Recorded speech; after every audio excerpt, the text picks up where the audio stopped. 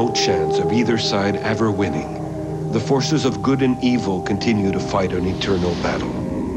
And in this spiritual battle, the devil represents the ultimate symbol of evil on earth.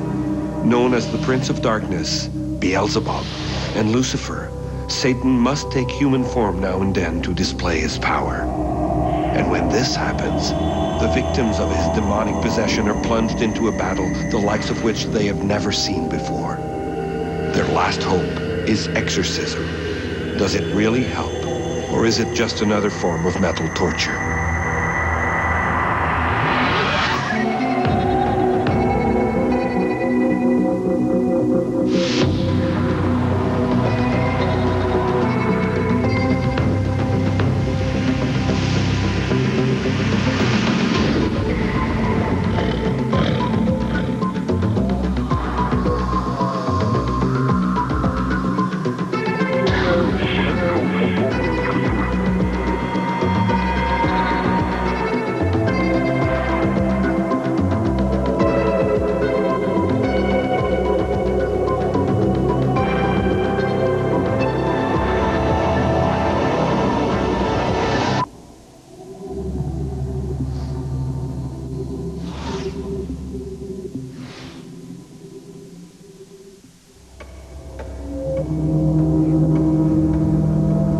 It was late at night, and the woman had been sleeping for a while.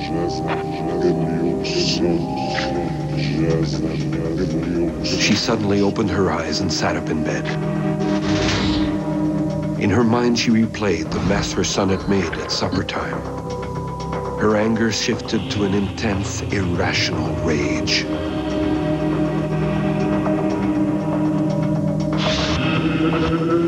She headed to her son's bedroom with a cruel smile on her face, practically a demonic grin.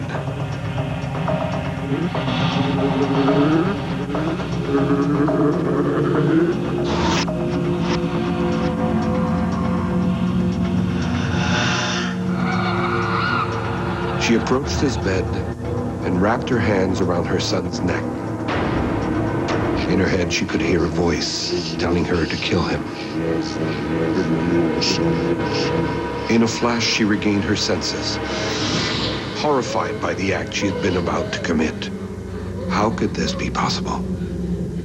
She didn't know who she was anymore. She felt like she was losing control of her actions, as if she was possessed.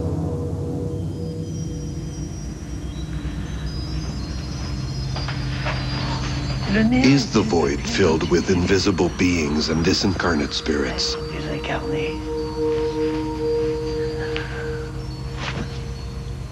Is it possible for dwellers of the spirit world to take over our soul, our willpower?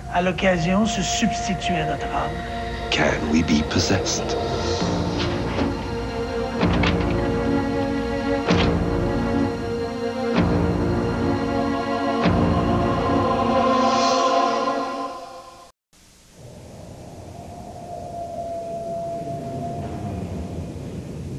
The belief that a living being can be possessed by the spirit of a disincarnate entity is reinforced by local customs and popular and religious beliefs. In Brazil, many psychologists will not hesitate to attribute their patients' problems to a case of possession, while their North American counterparts are more inclined to diagnose their patients as suffering from schizophrenia. In this area, more than any other, psychiatric jargon does not hold all the answers. In the summer of 1978, a Chicago woman who was taking a nap began speaking in her sleep in a guttural voice that belonged to none other than Teresita Bassa. Teresita had been found dead a few weeks earlier, murdered in her apartment. So in this voice from beyond the grave, the woman began telling how she had been strangled by her co-worker, Alan Chauvery. The police arrested Alan Chauvery. In Chauvery's home, the police found several pieces of jewelry belonging to Teresita Bassa. Faced with the facts, Chauvery confessed to his crime. So for the first time in the history of the United States, testimony from beyond the grave was admitted into a court of law. The testimony of Teresita Bassa, who had been murdered by Chauvery. Nearly 10 years after her brother's suicide, Jézanne Defay, a young single mom from the Outaouais area, found herself faced with mysterious and disturbing events.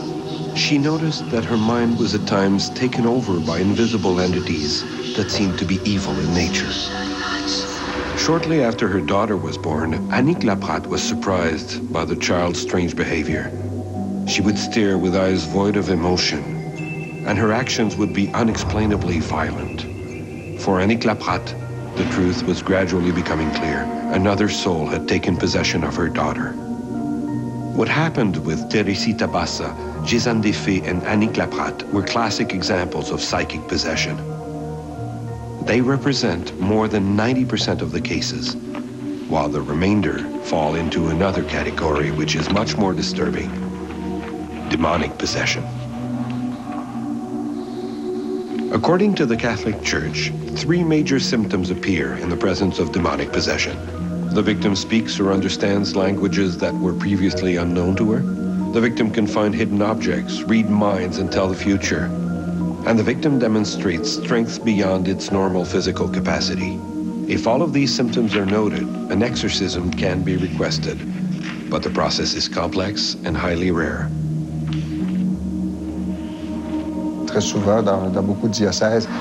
In most dioceses, the chancellor receives the initial request. In some dioceses, there is a requirement for the person to speak with their own priest first, or to speak with some other priest that they trust. So there is a first step to the process of requesting an exorcism.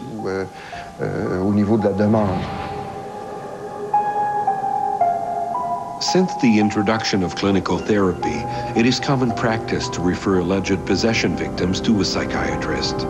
After all, most of the criteria for establishing a case of possession are subjective and may be found in a patient suffering from mental illness. But there are exceptions. In 1947, 13-year-old Ronald Unkeler was given an exorcism ritual in a St. Louis hospital. For weeks on end, priests would stay by his bedside and work at ridding the boy of the demonic hold on him.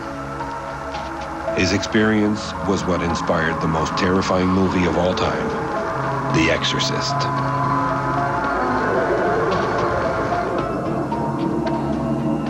When we talk about possession, we feel like we've gone back in time to the Middle Ages. Given today's modern medicine, you'd think that this strange phenomenon would be a thing of the past, but it's not. Are we to conclude that superstition is stronger than reason? Or that science was wrong?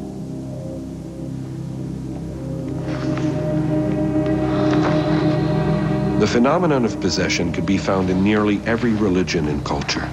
While it is often associated with the devil in Western cultures, this is not the case in other parts of the world.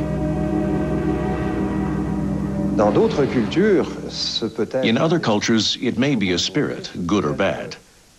It may be the spirit of a deceased relative or someone who is just being buried. There are many possibilities.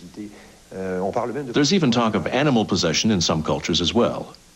But in Western cultures, we are quick to attribute all possessions to the devil himself. Cases of possession are particularly frequent in groups whose religion is based in African tradition, like Voodoo or Umbanda. In Western society, more and more therapists are beginning to believe that behavioral problems such as schizophrenia and multiple personalities may be an infestation by an invisible entity.